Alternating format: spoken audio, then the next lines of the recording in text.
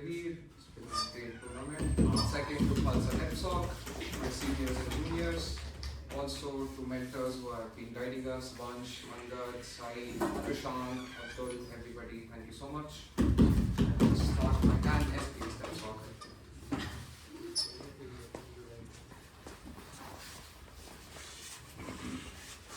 Starting my speech on the reverse count of 3, 2, and 1. Panel, Trump has come into power with a huge amounts of electoral mandate, meaning that he is the embodiment of interests of people of America.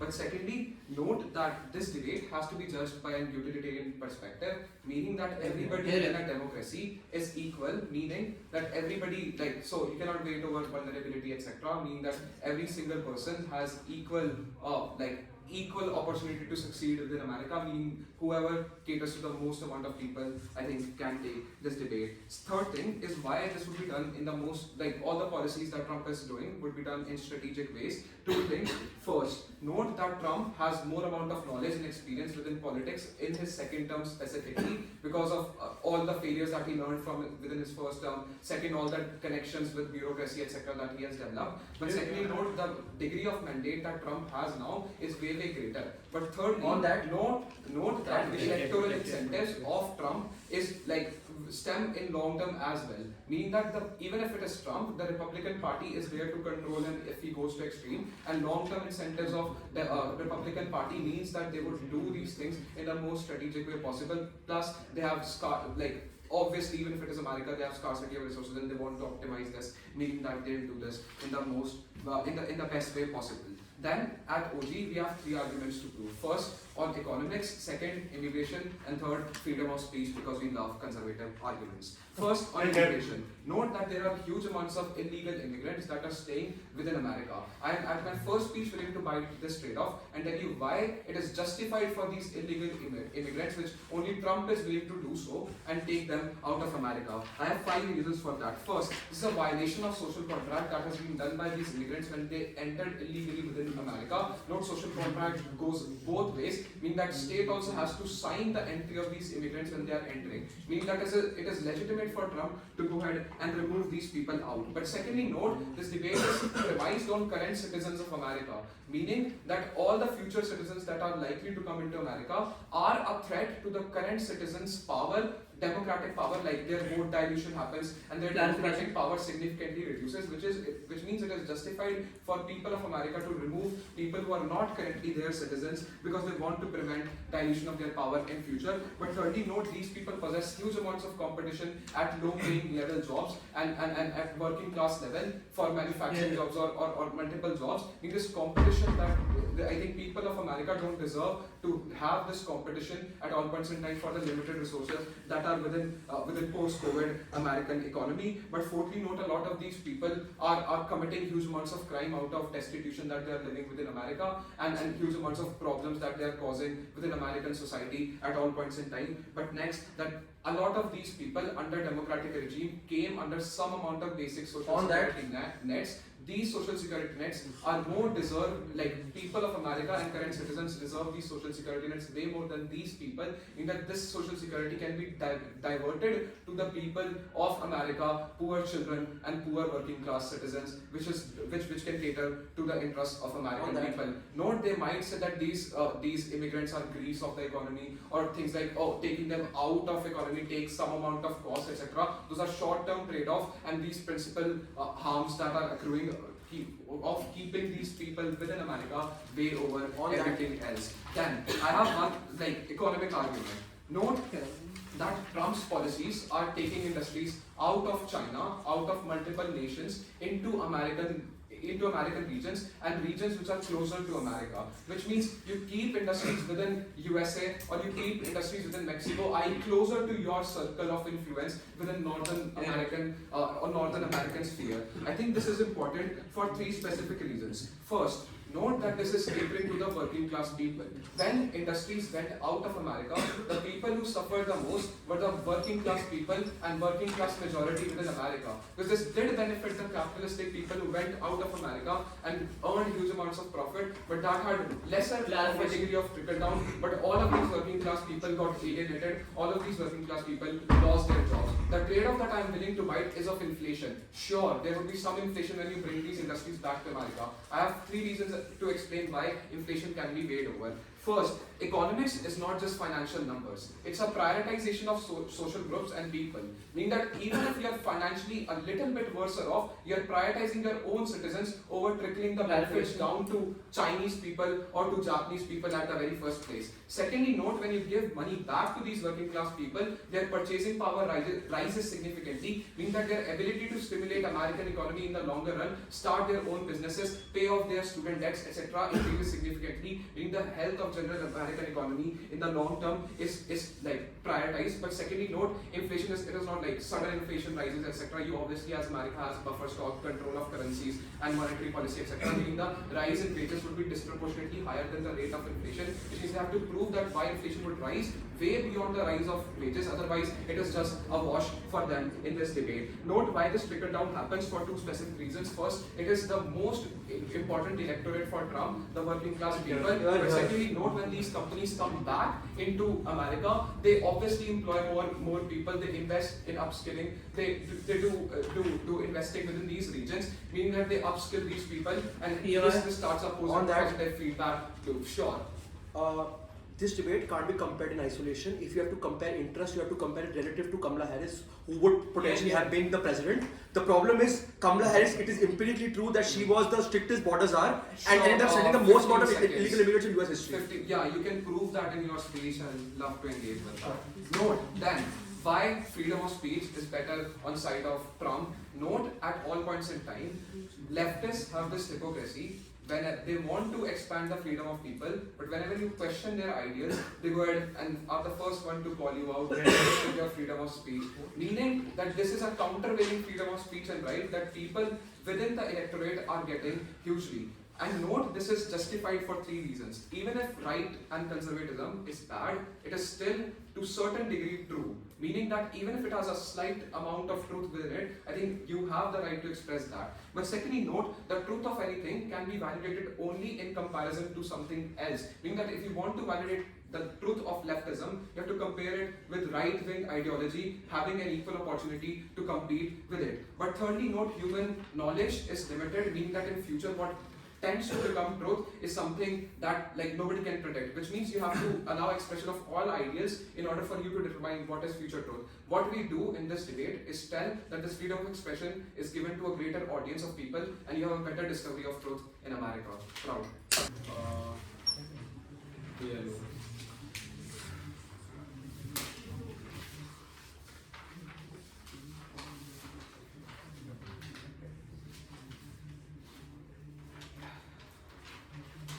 Can I have some more water, please?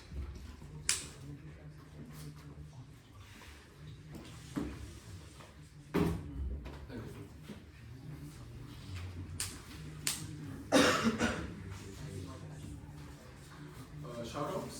Shout out to Sohani, my girlfriend. Thank you so much for supporting me. Shout out to Patra for carrying me. I'll take CG. I'll start on my first one.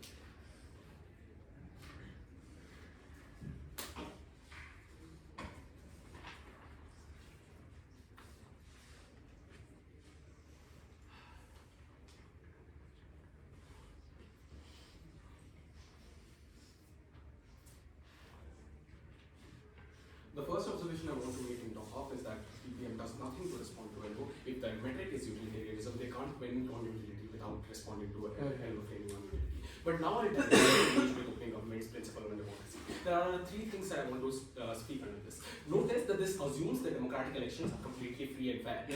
US, I would assume that US democracy is something that's good, but notice, particularly in US, a lot of gerrymandering has happened within US in the past and right now as well, which means that a lot of times minority votes and votes who are, particularly people who don't get represented as much because of the way in which constituencies are formed, which dilutes their voter base, means that those people hold lesser quantities of weights or voter weightage they have in their votes in the first place, which means they can't ignore the yellow framing on the gerrymandering that's happening and say that, oh, this is a legitimate election, which is why the result is legitimate, which is why you should do all of this in the first place. But the second thing I want to note under this is a lot of times you just don't know if this is in the interest of you in the first place, which means this motion is from the perspective of the third person on whether or not it is in the interest of the people. I might have interest, I might go and slap Patra in front of everyone because I thought that this was a good thing to do, but everyone else thinks that it is not in my interest to slap Patra even if I don't do. Which means as long as we prove that the people will be harmed out of this policy, it doesn't matter whether or not the democracy is legitimate or not. This isn't a debate in the first place. The third thing to note under this, however, is that a lot of times people just don't have the same intensity of preferences, which means they say that more people want this, which is why we should do this. But a lot of times, if you don't have what you want, you won't be harmed by this. But if you have what you want, a lot of people will be harmed by this, which is why intensity on one citizen or killing one citizen is something we see as more harmful, even if 9 other citizens say that kill this one citizen, because they won't be harmed if those 9 citizens, if this one citizen isn't killed in the first place. This is something that completely outframes Soji, because their only analysis here is to say that, oh, we'll have better policy, we'll have better democracy because the election is legitimate. Most of the best they can prove is the election is legitimate, not that it is in the interest of the people on electing this person in the first place. There are a couple of things on extension then, and the things that I'm going to do here. Notice that there is a lack of rebuilding at DPM to prove why US has the capacity to do this manufacturing in the first place. Which means that Trump promises that he will bring back manufacturing in the United States, but OG never proves why Trump has the capacity to bring back manufacturing in the first place. Because a lot of times this means that divesting from China and removing your relations from China and things like that, which OG firstly concedes in the first place. They haven't shown why there is capacity to actually replace these things within the United States and build these things within the United States in the first place. Which means that directly disproves their claim about how they will create more jobs. But the second thing they haven't proven here is that wage inflation is likely to keep up with the price inflation, because at a point in time there is a time gap and there is plutocracy, which means there are two things that are consistently happening at the same time. Plutocracy would mean that you have less labor laws, which would mean that less people are working at minimum wages and things like that. But the second thing this would mean is that there is oftentimes less investment going into these sectors in the first place because of the way in which plutocracy forces sectors into priority sector things in the first place, which particularly means that the people at the ground, especially the most people who are unaware of what is going to happen within Trump administration, because the only source of information they have about what's happening in Trump administration is the promises they've heard about Trump in the first place, to our harm, because they don't know about all of these things later on. I have a lot of things to cover under this. The last thing I want to cover under this too, the last thing they say is that just on scale, immigrants are less, except they don't prove it. Notice that in the past, US has had a lot of immigrants and immigration that has been the founding cornerstone of this country in the first place, which means a lot of people have become naturalized citizens, and there are a lot of other communities who naturally form a majority of United States in the first place. Even if white people are the solitary majority, that doesn't mean the complete majority is just white people. They also haven't proven why all white people want this and all white people want to hate these communities in the first place, which means that if this is the clash they want to win on, they're already losing on this. There are three things that we win on, but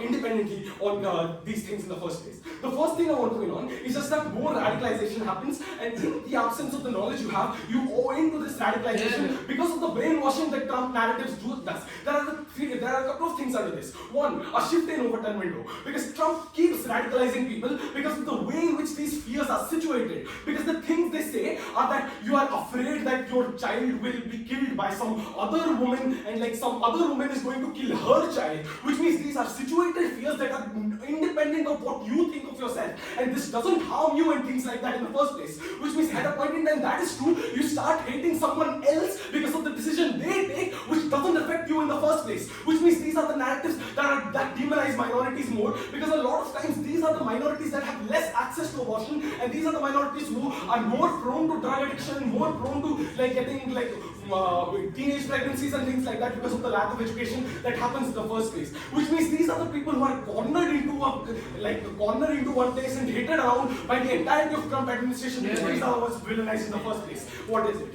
Yeah, if elections are not free and fair, then they can't even tell that Kamala Harris is also legitimate and had it. Wasn't gerrymandering etc. done in Biden's time, like Trump just came to power? I want to first frame out the comparative here because the comparative is like Kamala Harris because the comparative cannot be determined in this debate. Because notice, at the point in time where you don't know whether or not Trump was winning, you don't know who else was winning because at a point in time Trump was winning, it is possible that maybe Trump wasn't standing, which means that Biden could have become the president, which means that maybe Trump was standing and Trump lost, which means Kamala Harris could have been the president. Maybe Kamala Harris and Biden both didn't stand because Trump wasn't standing and somebody else from Democrats got elected. Which means everything on the comparative is completely speculative. This is not something that can be proven in this debate. This debate is just about whether it is in my interest to slap Patra or not. It doesn't matter what I would have done if I did not slap Patra. Maybe I would have slapped Vansh instead, and that is going to be more harmful. But what matters is that it is in the harms to it is harmful to slap Patra in the first place. There are the last two things I want to do here. Why is this certainly harmful for economy? Notice, a lot of times the most certain harms you see within economy is the way in which you trade with other countries. Notice, a lot of times this means your hegemony is going to decrease within trade industries in the first place because of the issue of you tariffing other countries randomly in the first place. This means that US tariffing India because India trades in Chinese currency or Russian currency in the first place. Which means that literally a couple of days ago, Donald Trump said that if you trade in Chinese currency, we'll impose a 25% tariff on you. Which means this pushes India more towards the path of interacting with Russia and pushes them outside of India in the first place. This means that the trade deals that US has with India and all of the things that come from the trade barriers from both Mexico and India and things like that decreases particularly for the United States and in this administration particularly. Which means particularly citizens are harmed because the cost of goods increase massively. If they want to talk about that the most people in the United States are poor and they're going to be the ones who are most harmed by this, economy harms them the most because they can't afford products. That's it. With that, we come to the opening half.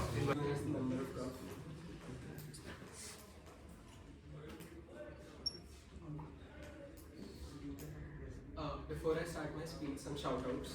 This is my first offline OGA, so I'm excited. First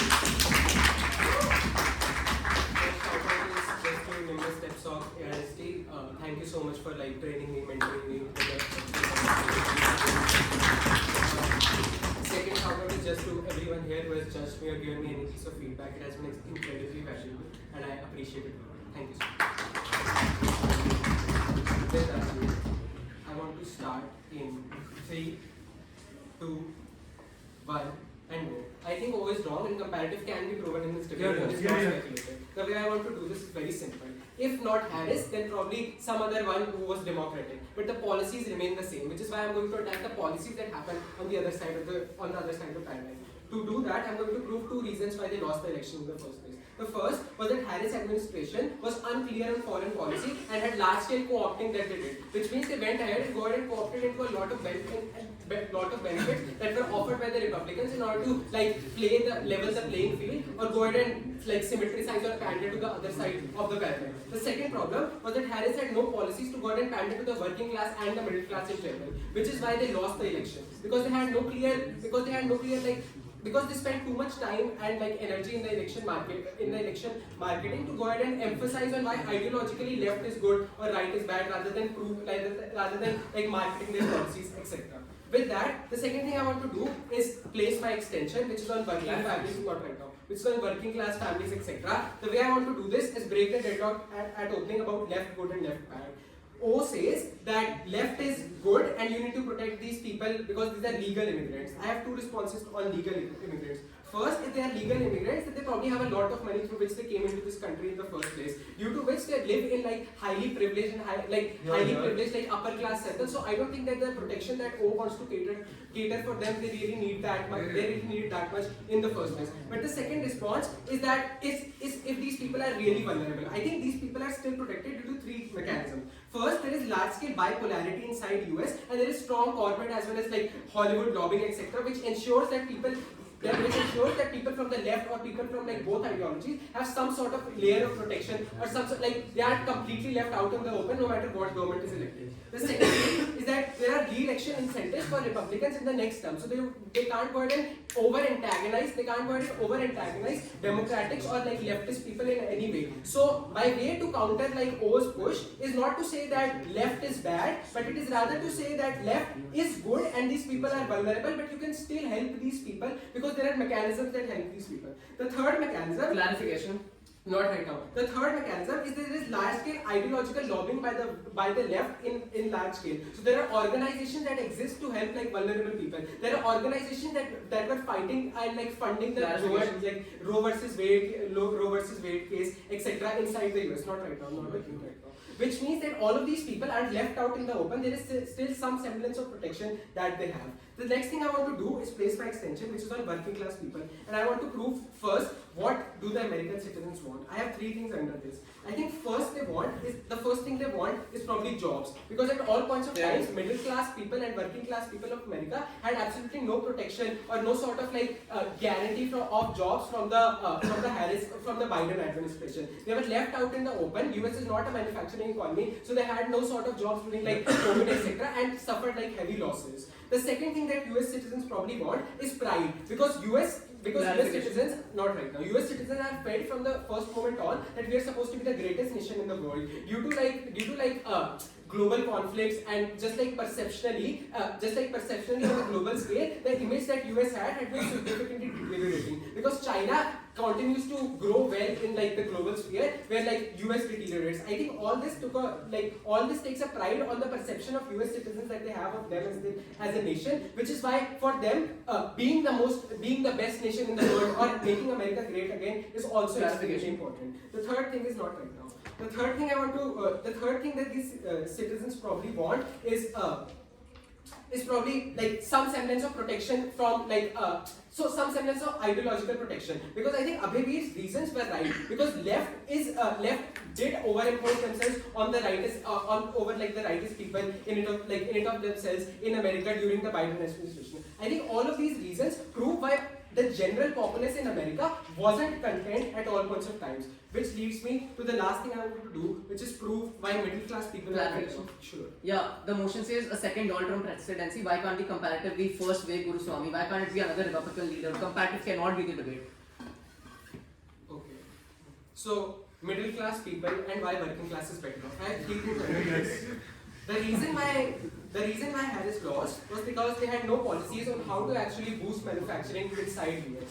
The way Trump does this is twofold. First is through energy independence. When you go ahead and push out slogans like drill baby drill, you go ahead and overemphasize what you need to do internally inside the US, which is go ahead and open oil drilling plants, go ahead and open like manufacturing industries, and go like full on large scale on how to like go ahead or like making US like transforming US into a manufacturing economy and not just one that funds other manufacturing economies.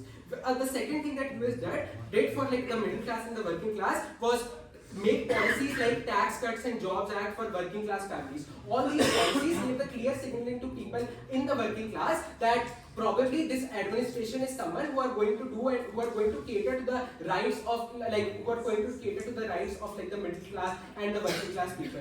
The third thing they did was like clear-cut policies on deportation, etc., on illegal immigrants. This was important because it is a real facet of it was a real factor of like the poor people or like the working class people living in America, that they did not have any jobs because the competition from illegally deported Mexicans or illegally deported like Latin Americans was way too high for them. I think insofar as all of this is empirically true, the reasons why the working class families in US benefit is twofold. First, you have to pay lesser taxes because the 2016 Tax Cuts and Jobs Act was very pro-industrialist based, but Trump got voted out, which is why there was a clear signaling on Republican agenda that you need to go ahead and cater to like the middle class people and the lower class people as well. This was effectively marketed during the campaign, which is why Trump won in the first place, because he could prove to the middle class people that there are benefits, there are tangible benefits that you can accrue by voting them in. The second is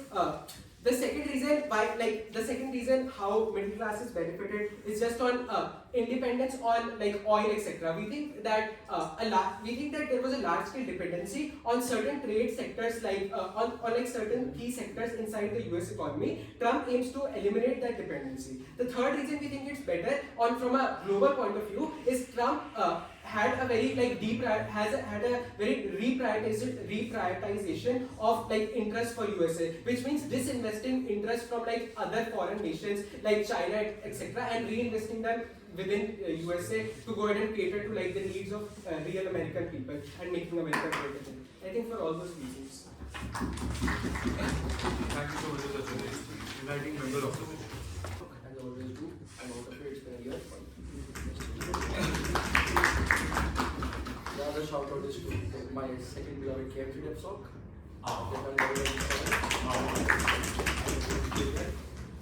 The third shout out is to Riyan Dahiya. He might be the reason why I did this.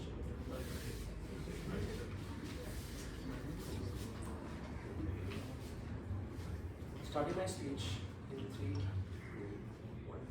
It's really sad that short clause never engages with OG. I feel really sad for Abhayvir because short clause never explains which ideology is more normatively important than the other, which means that all of short clause is dependent upon an extreme characterization of one ideology, except they don't deal with the extreme characterization of the other ideology, in which case a lot of short clause debate is not responded to OG at all, because it never explains which is normatively more important, or what is more important for democracies, or why social, or even if opening opposition says that extremism will rise in the United States, they don't explain why the narratives are so powerful that all US citizens will end up becoming extreme, which means that opening opposition's case assumes OG and Gov at their worst, without giving structural reasons of why people will actually become racist in the first place. I just want to throw out econ because I think the econ clash is quite non-conducive for this debate because one, OG outframed this because insofar as these are temporary tariffs and you're not going to have these tariffs forever, but because Trump is using this as a leverage mechanism, presumably the harm on cost increasing is very short term, but more importantly, as all responds correctly, the sunk cost to moving industries is quite high because if you have to pull away manufacturing industries from already set up places like Singapore or Vietnam, this costs you a huge amount of money and the sunk cost fallacy is quite high. But third, if you're looking for oil and energy, you literally have the Canadian shoals and you also have Saudi Arabia where you're exporting oil from, which is not independent of who the government in power is because you already have leverage over them regardless of whether Trump was powerful or not. In which case the economic clash is out of the way. 3 things in this speech. First, structurally I'll prove first why left-wing ideology directly caters to minorities and right-wing ideology does not. Number 1, the way right-wing ideology grows throughout the years is by taking control of power. Because the way right-wingers work is that they said that they do not want to give power to people at the bottom, in which case they had an active incentive to control people, to give themselves power, because the only way you would maintain a hierarchical structure of a social order is when you keep power with yourself. If that is the case, then presumably you will always end up becoming majoritarian, because that is where most of the social hierarchy lies, in which case the minorities always get excluded by the right wing. If that is the case, then the left wing would naturally pivot away towards the contradiction of this, which is catering to minorities all the time. Number 2, we think that right wing inherently also based itself out of religiosity and actively collaborating with religion. The way when Trump came back into the United States, the first thing he did is to re-establish his relations back with the Christian church, because the biggest criticism that the Republican Party had of the Democratic Party is that they were very irreligious. If that is the case, then it is very true that religions are often also quite anti-minority because of the same reason that I have already listed. In which case, LGBTQ people and women, as long as they were actively marginalized by religious groups, they anyways end up getting sidelined by right-wing ideology. Number 3, opening government says that the left wing never engaged with the right wing and that's why the right wing became radical. First, this is quite unintuitive because government has no exact reason for why this is the case. If it's the case that this becoming violent would mean that the left wing doesn't come to power, then naturally the left wing would have an incentive to make sure that they reduce the violent discourse, to make sure that they keep coming back to power, in which case there's a political incentive for them to make sure that they engage with the right wing in a reasonably good manner, in which case government actually never explained why the right wing also reciprocated to you in a reasonably good manner. If I can prove that the right wing reciprocated was even worse, presumably the comparative is much worse. But more importantly, their case, and when Trump would win, presumably it would mean that the left wing gets incapacitated totally, which I will also deal with, in which case they actually never defend the comparative for why free speech works. Number 4, Trump is the most extreme right-wing Republican president that has ever existed, and Kamala Harris is the most extreme left-wing president that has ever existed. If that is, and this is empirically true, you can believe this. Even if you don't believe this, the fact that the polarization has increased so much in the United States means that both parties have incentives to shift to the extreme, in which case Trump will default to the most extreme version of getting to the majority, and presumably Kamala Harris will default to the most extreme version of caring about minorities. Now, if that is the case, we have definitively proven that right wing is inherently exclusionary toward minorities as opposed to left wing. Yeah. Two important things now. Yeah, sure. Yeah, working class is firstly intersectional, but why? Yeah, Working class sit can down, be weighted sit over down, sit down, sit down, minorities. sit down. Two things. First, on what the correct notion of the democratic principle is. Opening government says that democracies are based out of the will of the majority.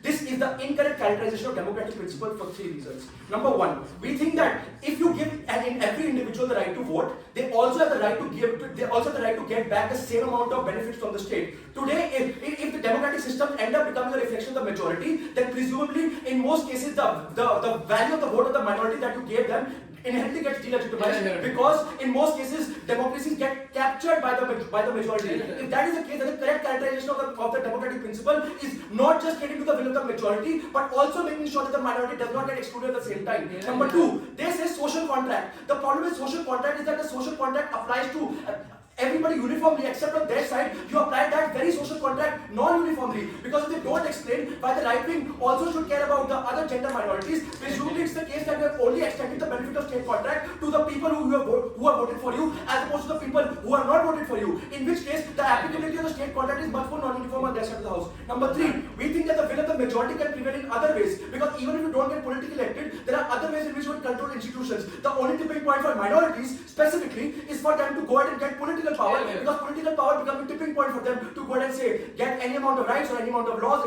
or any amount of social discourse. In which case, the lack of an alternative in a democracy is the reason why the will of the minority should be reflected in a democratic principle. Before I explain why this compounds social progressive harms, go ahead. How is this comparative? I mean, if the left comes to power, they would have also been excluded. This is the other third side. Got it. What the fuck?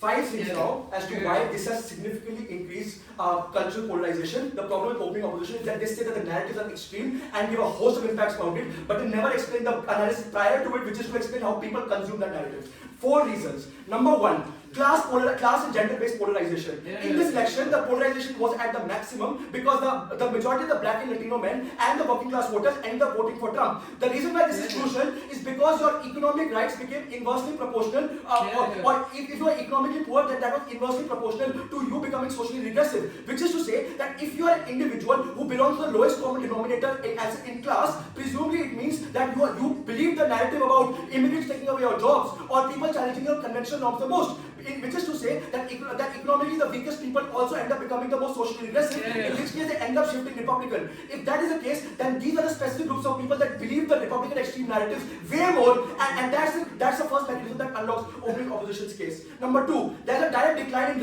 in Reagan Republicans in the Republican Party. The reason why this is empirically true is that as long as the polarization has increased significantly, presumably it has meant that the moderate Republicans have been crowded out. The reason why Mitch McConnell was called as a dumb fuck by the Trump administration is because he voted against Trump. The Republican Party historically benefited out of dissent, but as polarization has increased, Trump has become increasingly more protective and does not want any dissent whatsoever. Number three, Trump is a maniac. OG just says, oh, Trump is smart, except Trump surrounds himself with people who don't question him at all. Which is to say that if Trump has a bias, then that bias keeps reinforcing, in which case there is no check to the conservative bias that Trump has. Fourth and most crucially, this is very hard to counteract because one, just because two sets of opinions exist does not mean that they cancel each other out. Presumably the competition is raised to the bottom, which means that this leads to much more polarization, in which case the harm is much worse. But more importantly, Trump does not care about free speech because he literally just fired a journalist for calling the Gulf of Mexico as the Gulf of America, which means that free speech is a concept that does not exist in right-wing Republicans, which is the reason why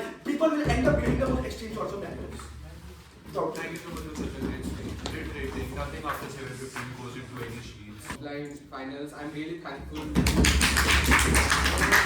thankful to someone for teaming up. I was gonna drop the next day, day 2, but he came here. Yeah, I'm happy. Second shout out to SRC Repsoc, my seniors, Aditya Tyagi, who are here.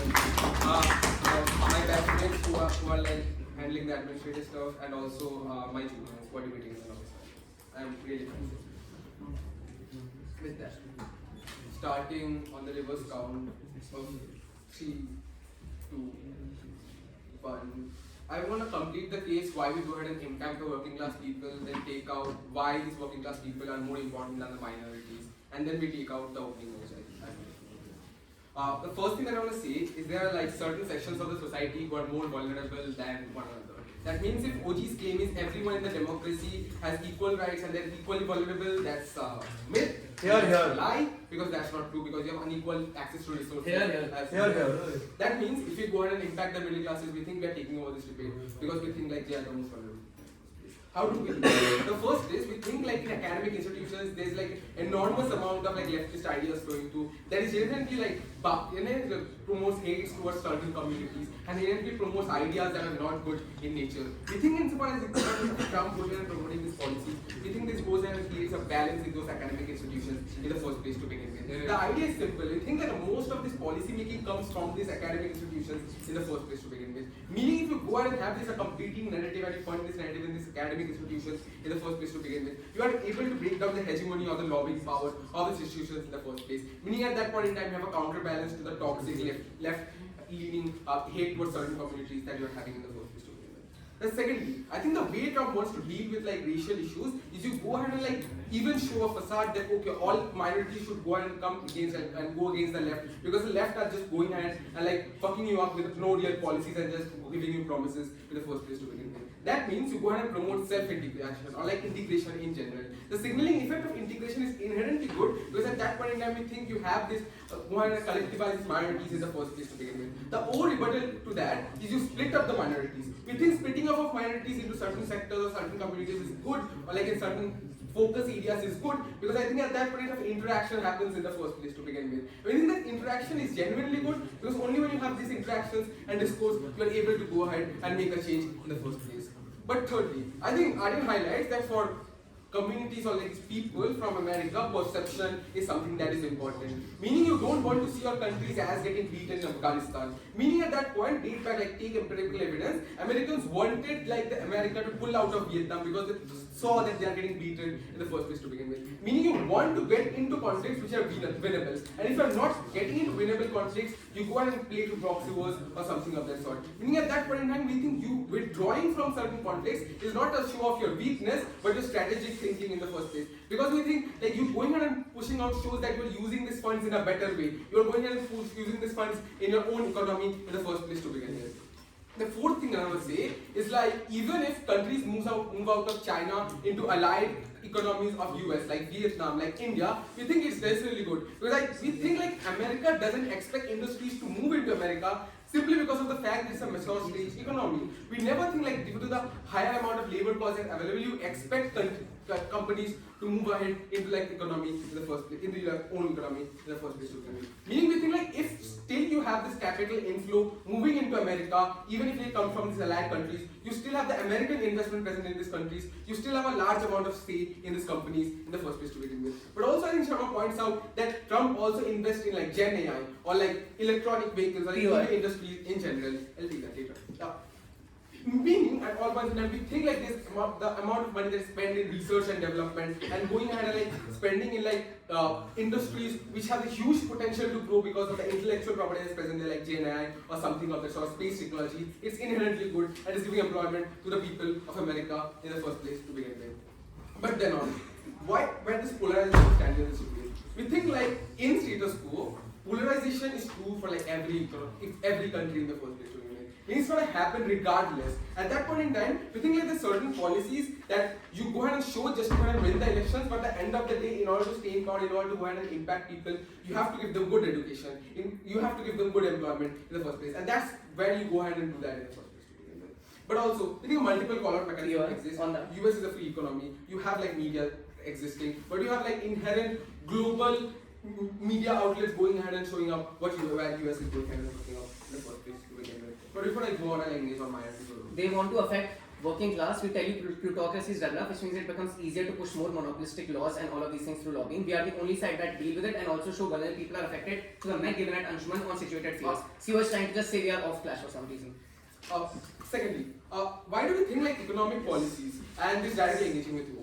I think like economic policies are somewhere or the other beneficial whether Trump is going to promoting. Notice in status quo the policies that US follows, it's going and hurting the economy. It looks like repackaging of goods done through China and like repackaging of Chinese goods done through countries and being flushed out into the US in the first place. Notice where tariffs have been imposed, these countries were necessarily net exporters to US. Meaning at all points in time the tariffs, like US was getting a lot less profit in these countries in the first place to begin with. Meaning, even if these countries go and like decline on the amount of trade that is being done, I don't think that's a necessarily harm in the first place, because US was not going ahead and selling in these countries. It was the countries who were going ahead and like having problems, going ahead and exploiting the US economy in the first place. The second problem with that is like we think de-dollarization is happening regardless, meaning people are moving out of this US currency hegemony regardless in the first place to begin with. Meaning all the harm that O was trying to prove on the economy, I don't really get that. But I think there are multiple power blocks existing even right now, meaning what the countries will anyway or the other move out from the hegemony that is being created, and that's like symmetric in the first place. But secondly, we think like the third thing is like now you have like strategic policies in the first place. This is also you don't want to invest in an organization like NATO, wherein you are the only one going and spending money a lot, and the other members are just sitting there. Meaning in our set of paradigm, that's good because you're using your resources for like a good cause and not like taking out and like going ahead and spending money just for the ego show and just for like making Ukraine survive, which is like a non-performing asset in the future. In the first place. But why do you think like minorities or like are like more like working class people are like less important than minorities? The first I think comes with the first reason comes in Sharma's speech.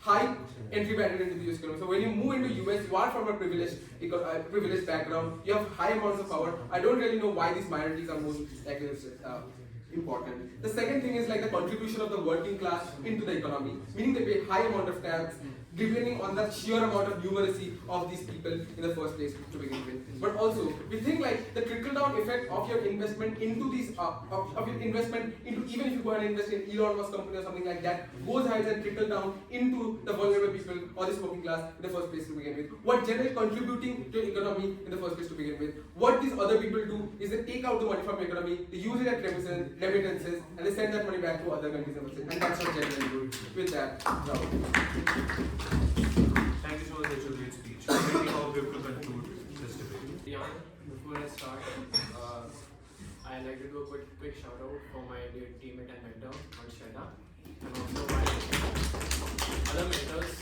from DD Tepsop. One of them is present here, Mr. Ansuman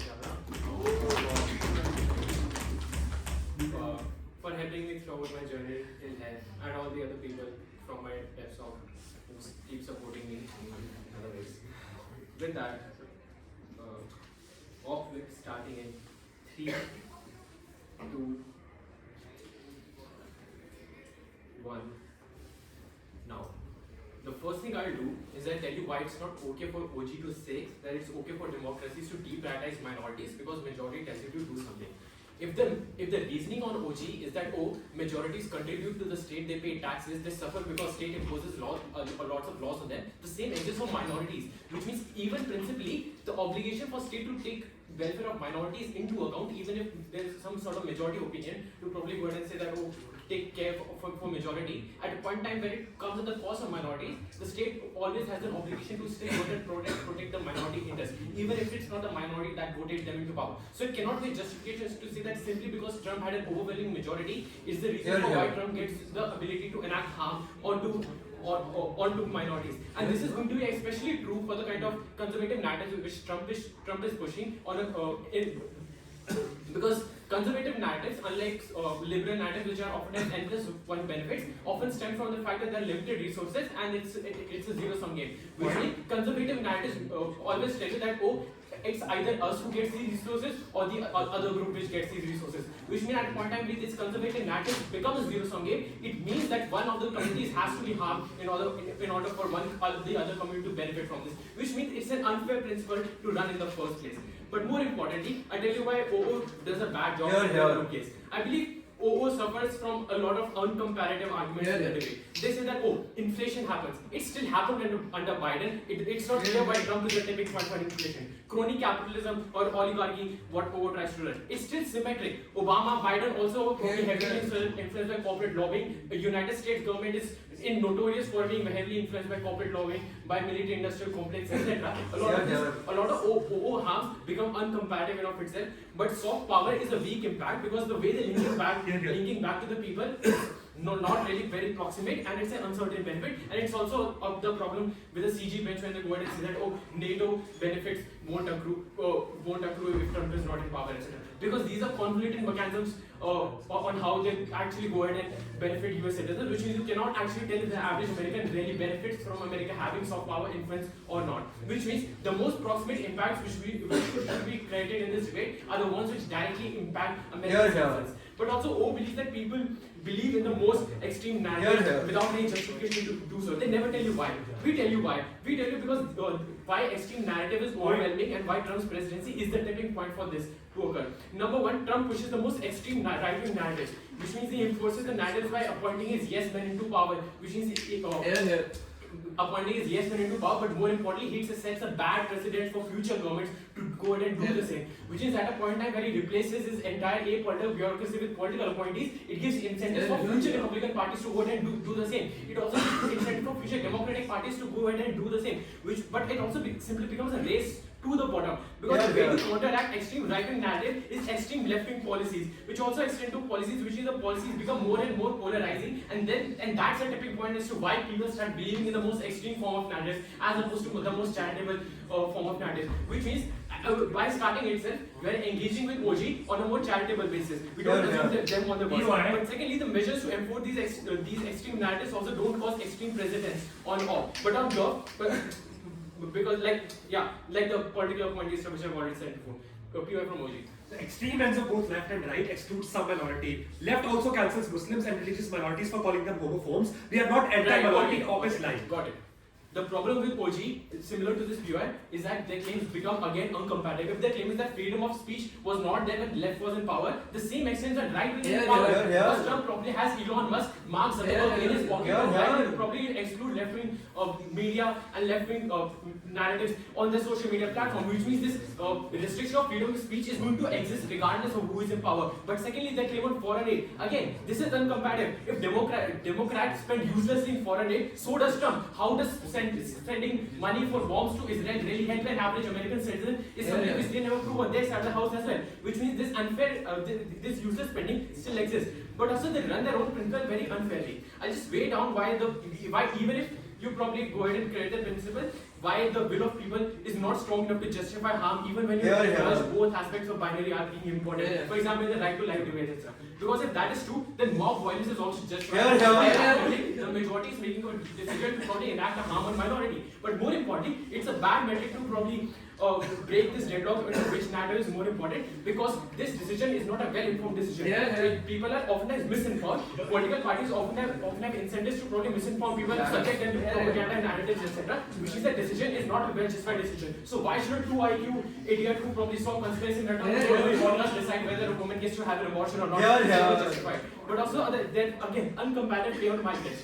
Which is also badly mechanized, because if migrants do low wages job, it does not necessarily mean that in absence of migrants, the benefits necessarily accrue to citizens. Because maybe migrants are doing this job because American citizens don't want to do these jobs, because they probably spend too much in college degrees that they think that spending time cleaning sewers or probably doing manual labor is not worth enough for them. So if the comparative that you go ahead and take these migrants out, it's still American citizens who end up being harmed because they don't, number one, benefit from these jobs, but a lot of industries who are dependent on these low-skilled jobs end up failing, which means a lot of American businesses end up failing, which means hurting the farming sector, which depends on a lot of these low-skilled jobs, hurting a lot of industrial sector, which is already very limited in America.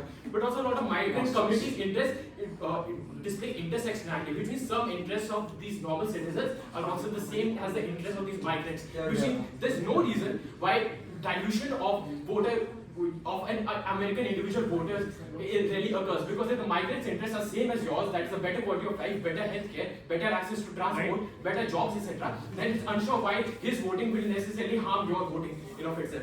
But I'll just wash econ because this also deals with CG. Again, you don't really benefit from more job, but number one, if Trump policies never achieve the benefits of more manufacturing job in of itself, because companies have to, number one, invest significantly to let's say factories set up factories as an outcome of Trump policies. So the more likely way in which companies often deals with this, they just find ways to bypass these policies. So if the argument is that we create manufacturing jobs from China to America by imposing tariffs, companies might just find it cheaper, import the Chinese goods into Mexico, repackage them in Mexico, and sell them as made in Mexico to America, which means you don't really accrue the benefits from more jobs. But number two, tax cut is not something which only Trump was willing to do. It's literally the most favorite policy which politicians decide to get into power. So Trump is not the tipping point for any politician to claim that tax cuts will benefit Americans. Probably Kamala Harris was also toting the same line. But also NATO is a non-approximate benefit. With that, see you. With that, we come to the end of this debate.